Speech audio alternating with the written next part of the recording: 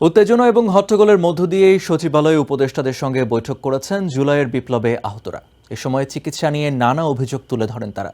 বৃহস্পতিবার দুপুরে বৈঠক শেষে প্রধান উপদেষ্টার বিশেষ সহকারী অধ্যাপক সাইদুর রহমান জানিয়েছেন, আহতদের আমৃত্যু সব ধরনের চিকিৎসা নিশ্চিত করা হবে। আর্থিক সহায়তার পাশাপাশি তাদের কর্মসংস্থানের ব্যবস্থাও করা হবে। আগামী 5 কর্মদিবসের মধ্যে আহতদের সকল সুযোগ সুবিধা লিখিত আকারে প্রকাশ করা হবে বলে জানান তথ্য উপদেষ্টা নাহিদ ইসলাম। উন্নত চিকিৎসা এবং প্রতিশ্রুতি অনুযায়ী আর্থিক সহযোগিতা না পাওয়ায় বুধবার দুপুরে সড়কে অবস্থান নিয়ে বিক্ষোভ শুরু করেন পঙ্গু হাসপাতাল ও জাতীয় চক্ষু বিজ্ঞান ইনস্টিটিউট ও হাসপাতালে চিকিৎসাধীন অর্ধশতাধিক ব্যক্তি।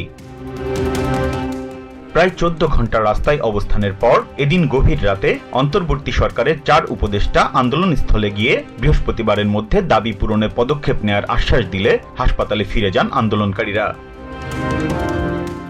এমন পরিস্থিতিতে বৃহস্পতিবার সচিবালয়ে জুলাই গণহত্যায় আহতদের নিয়ে বৈঠক করেন উপদেষ্টারা। তবে বৈঠক শুরুর আগে আন্দোলনকারীদের সঙ্গে রক্তিম জুলাই নামে আহতদের আরেকটি সংগঠনের নেতাদের বাকবিতণ্ডা হয়।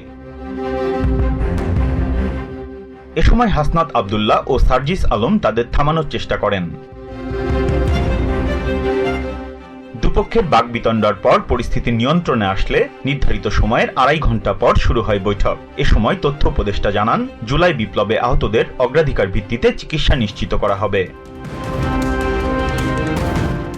প্রধান উপদেষ্টার বিশেষ সহকারী জানান, আহতদের উন্নত চিকিৎসার ব্যবস্থা করবে সরকার, প্রয়োজনে পাঠানো হবে বিদেশে।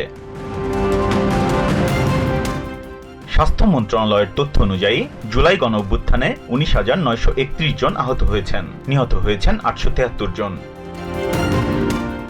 Biprajit Chanda, TVN 24 news desk.